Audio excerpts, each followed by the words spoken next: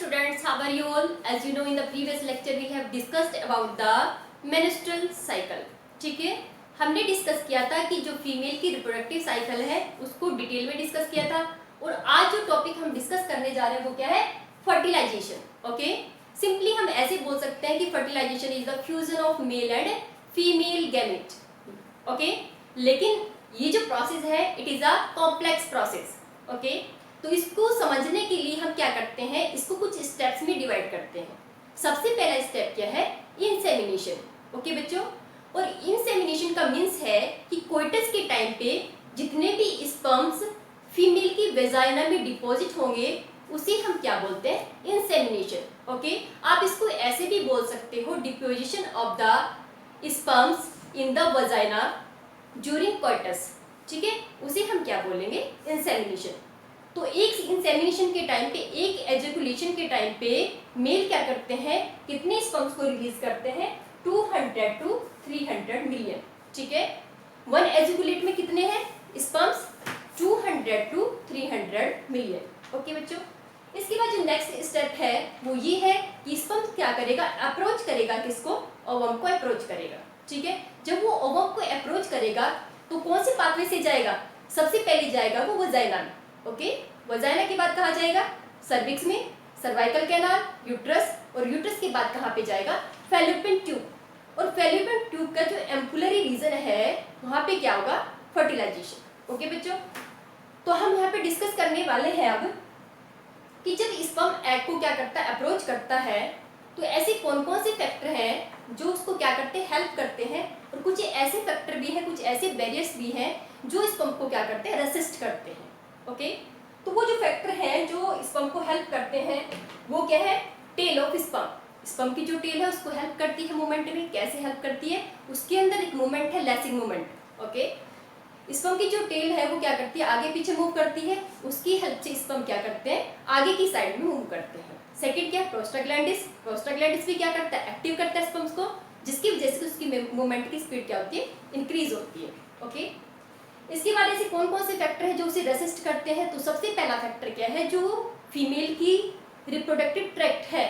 ठीक है, जो फीमेल का रिप्रोडक्टिव सिस्टम है उसकी पीएच क्या है? एसिडिक। ओके, तो सबसे पहले जो फैक्टर है जो रेसिस्ट करता है उसकी मूवमेंट को, that is acidic pH of the female reproductive tract. Second जो फैक्टर है that is phagocytosis, means female का जो रिप्रोडक्टिव सिस्टम है वो क्या करता है? फेगोसाइटोसिस करता है किसको? स्पर्म्स को। ओके, इसके बाद है थिकनिंग ऑफ द यूट्रस। जो यूट्रस की थिकनिंग है वो भी क्या करती है? इसके मूवमेंट को स्लो डाउन करती है। यही कुछ रीजंस हैं, यही कुछ बैरियर्स हैं जिनकी वजह से कि इतनी लार्ज क्वांटिटी में स्पर्म रिलीज होने के बाद केवल हंड्रेड्स ऑफ स्पर्म रीच करते हैं किसको? ओवम को। ओके बच्चों, तो यदि किसी मेल में ऐसा है कि उसके अंदर स्पर्म्स के नंबर क्या है? लेस है, तो वो क्या नहीं कर पाएगा? फर्टिलाइजेशन में पार्टिसिपेट नहीं कर पाएगा। ओके, मीन्स यदि फीमेल में काउंट कम है स्पर्म्स की तो these sperms can not be reach to the ovum. जब ये ओवम को रीच नहीं करेंगे तो क्या नहीं होगा? फर्टिलाइजेशन नहीं होगा। ओके, अब हम डिस्कस करने जा रहे हैं इसके बाद नेक्स्ट जो है दैट इज कैपेसिटेशन। ओके बच्चों, नेक्स्ट जो इवेंट है, स्टेप है, वो क्या है? कैपेसिटेशन।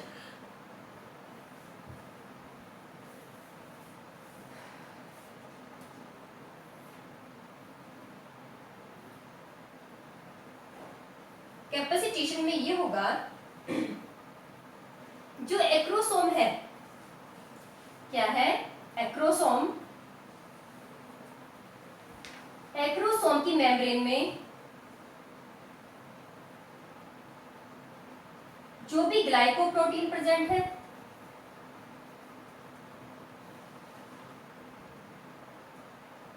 Glycoproteins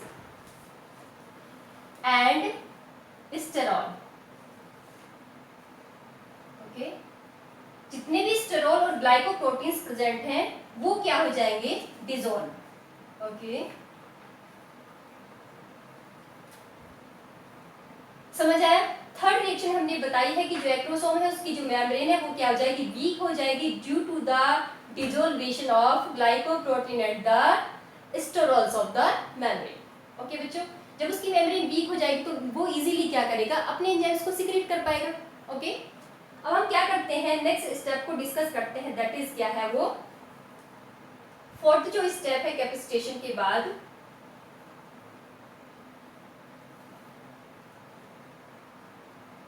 cortical reaction.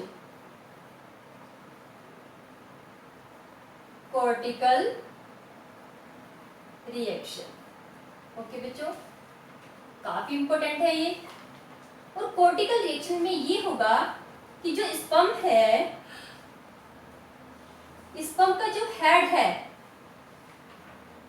ये क्या करेगा, जोना पेलुसिडा को टच करेगा, zona pellucida.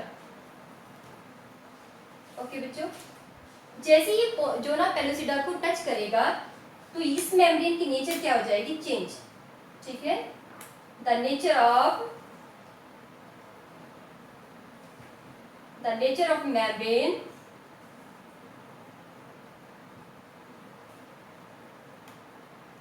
Will change.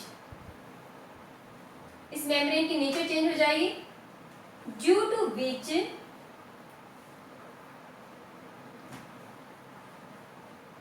no more sperm can enter into ovum। ठीक है, जैसे एक स्पर्म का हेड टच करेगा जोना पेलुसिडा को तो वो मेम्ब्रेन की नेचर को क्या करता है, चेंज कर देता है, जिसकी वजह से अदर जो स्पर्म्स हैं वो एंटर नहीं कर पाएंगे स्पर्म में, सॉरी ओवम में, जिसे हम क्या बोलते हैं, कॉर्टिकल रिएक्शन। ठीक है, मेम्ब्रेन की नेचर को चेंज होना क्या बोलते हैं, कॉर्टिकल रिएक्शन। इसके बाद जो नेक्स्ट स्टेप है that is fifth step. Okay, fifth step में क्या होगा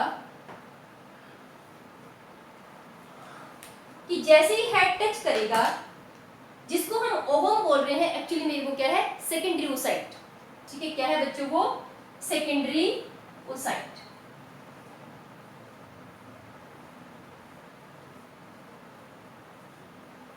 ओसाइट हेड को टच करने के बाद ये सेकेंडरी ओसाइट है जो मेटाफेज में अभी सस्पेंडेड है, ये क्या करता है, मियोसिस सेकेंड को कंप्लीट करेगा and convert into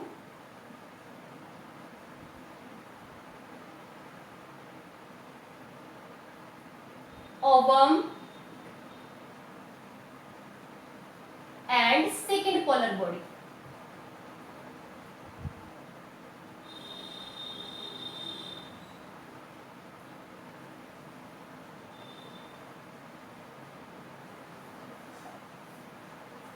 अब ओवम के रिलीज होने के बाद स्पर्म और एग का न्यूक्लियस क्या करते हैं, दोनों फ्यूज करते हैं, fusion of sperm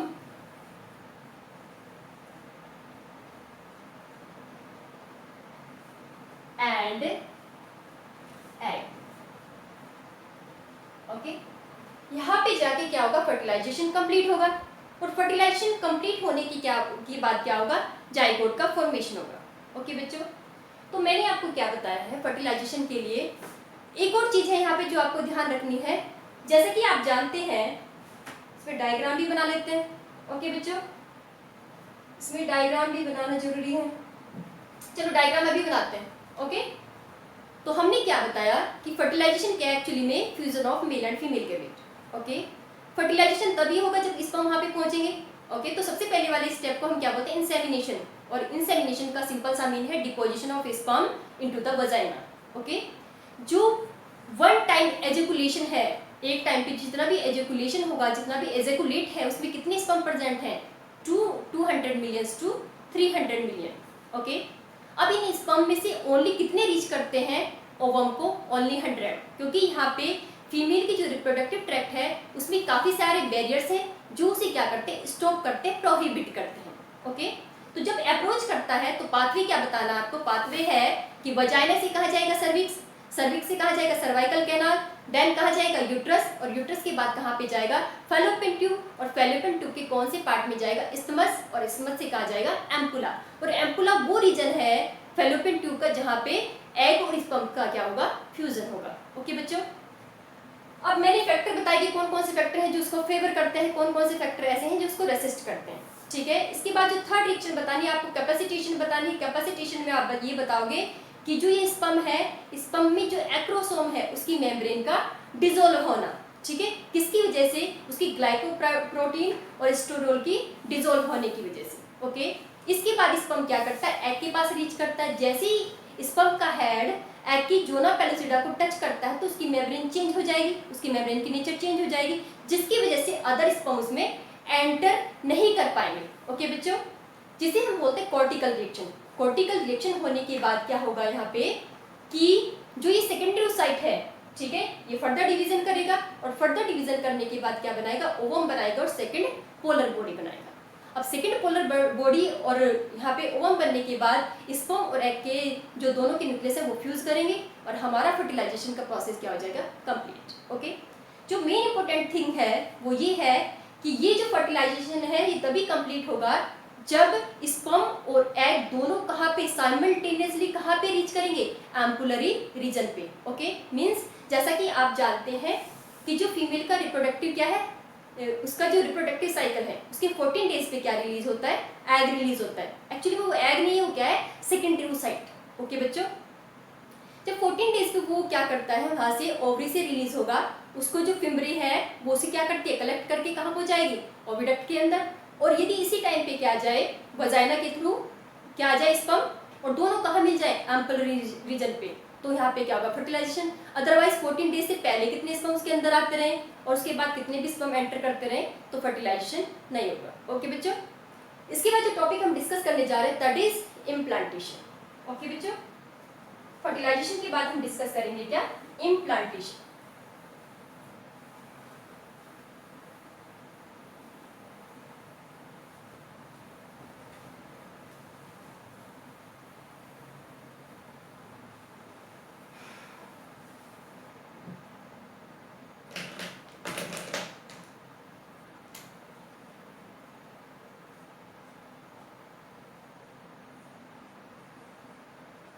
implantation. Okay बच्चों,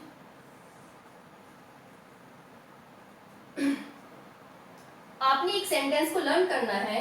क्या है वो sentence, every population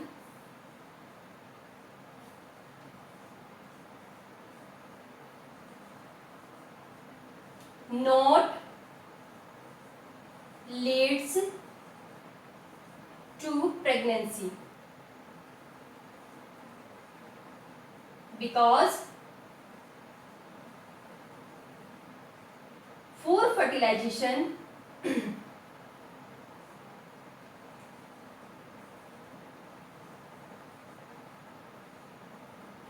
simultaneously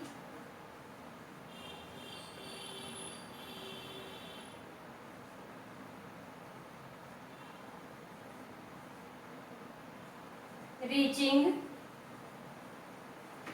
of sperm and egg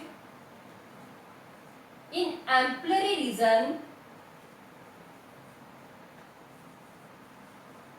region is necessary। Okay बच्चों, मीन्स एवरी पॉपुलेशन के बाद प्रेगनेंसी इसीलिए नहीं होगी क्योंकि प्रेगनेंसी होने के लिए फर्टिलाइजेशन होना जरूरी है और फर्टिलाइजेशन होने के लिए एग और स्पर्म का एक साथ एम्पुलरी रीजन में पहुंचना जरूरी है। ओके बच्चों, इस सेंटेंस को अपने दिमाग में बिठा लेना। ओके, इसके बाद हम डिस्कस करने वाले हैं इम्प्लांटेशन। इम्प्लांटेशन के लिए देखो हमें क्या करना है,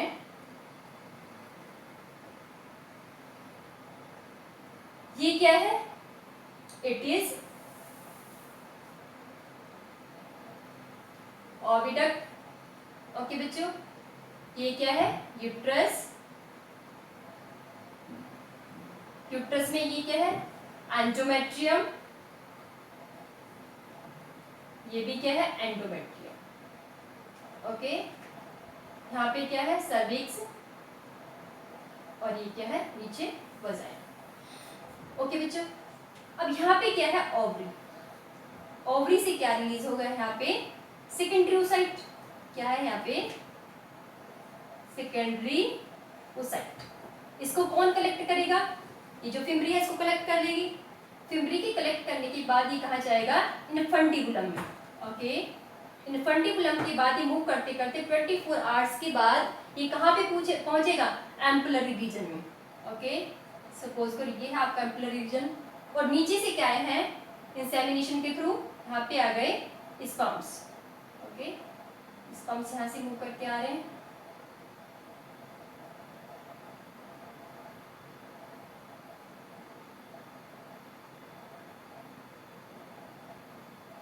ये जब दोनों एक साथ यहाँ पे एम्पुलरी रीजन में मिलेंगे, ठीक है, ये क्या है, एम्पुलरी रीजन। ओके बच्चों, तो ये दोनों क्या करेंगे, फ्यूज करने से पहले ये स्पर्म का जो हेड है इसे टच करेगा और इसे किसमें कन्वर्ट करेगा, it convert the secondary oocyte into ovum and second polar code. Okay, sperm ने क्या किया, इसको टच किया। ओके, इसके बाद क्या करता है, ये अपनी सारी स्ट्रक्चर को बाहर छोड़ेगा और इसका न्यूक्लियस कहाँ पे चला जाएगा, ओवम के अंदर एंटर कर जाएगा। दोनों का फ्यूजन होगा। इसके बाद क्या होगा, यहाँ पे बनेगा zygote. Okay, zygote regular division करता रहेगा और साथ साथ में यूट्रस की साइड में मूव भी करता रहेगा। ओके बच्चों, ये जो डिविजन्स हैं इसमें जाइगोट में, उन्हें हम क्या बोलते हैं, क्लीवेज। क्या बोलते हैं, every division in the zygote is known as cleavage. क्या बोलते हैं इसको, क्लीवेज। ओके बच्चों, क्लीवेज बोलते हैं इसको, हर डिवीजन को। ये डिवीजन करता रहेगा, साथ साथ में क्या करता रहेगा, लोअर साइड में यूट्रस की साइड में मूव भी करता रहेगा। ओके, फर्स्ट डिवीजन के बाद 2 सेल्स बनेगी। ओके, 2 के बाद कितनी सेल्स बनेगी, 4 के बाद कितनी बनेगी, 8 सेल्स। ओके, 8 के बाद कितनी बनेगी, 16। ओके, तो ये जो 8 से 16 सेल स्टेज है, इसे हम क्या बोलते हैं, मोरुला स्टेज। क्या है, मोरुला। ओके बच्चों, कौन सी स्टेज है ये, मोरुला। मोरुला स्टेज के बाद ये फिर से डिवाइड करेगा और कितनी सेल्स बनाएगा, 32 सेल्स। कितनी सेल्स में कन्वर्ट हो जाएगा, 32। ओके, ये कितनी है सेल्स, 16। ये कितनी है, 8 से 16 सेल स्टेज को हम क्या बोलेंगे, मोरुला। ओके बच्चों, जब ये 32 सेल स्टेज में कन्वर्ट हो जाएगा और डिवीजन होने के बाद जो हर सेल बन रही है, डिवीजन होने के बाद उसका नाम क्या है, blastomere. Every cell which formed after cleavage और division is known as blastomere. क्या बोलते हैं, हर सेल को ब्लास्टोमियर। ओके बच्चों, जैसे ये 32 सेल स्टेज में एंटर करेगा तो ये कन्वर्ट किसमें हो जाएगा, ब्लास्टोसिस्ट। इसमें ब्लास्टोसिस्ट। ब्लास्टोसिस्ट की क्या कैरेक्टरिस्टिक फीचर है कि ब्लास्टोसिस्ट में क्या होगा कि जो ये ब्लास्टोमियर्स हैं उनमें से कुछ सेल्स तो अरेंज हो जाएंगी आउटर लेयर की फॉर्म में। ओके, कुछ सेल्स तो बना लेंगे, कुछ ब्लास्टोमियर्स तो बना लेंगे, लाइनिंग कवरिंग बना लेंगे इसकी, और कुछ सेल्स इकट्ठी हो जाएंगी यहाँ पे। ओके, ये जो सेल्स बाहर लेयर बना रही है इनको बोलते हैं हम ट्रोफोब्लास्ट। क्या है ये, ट्रोफोब्लास्ट। ओके, और जो अंदर की साइड में जो इस सेल का मास बचता है, जो फर्दर डिफरेंशिएट होकर ऑर्गन का फॉर्मेशन करेगा, उसे हम क्या बोलते हैं, inner cell mass. Inner cell मास।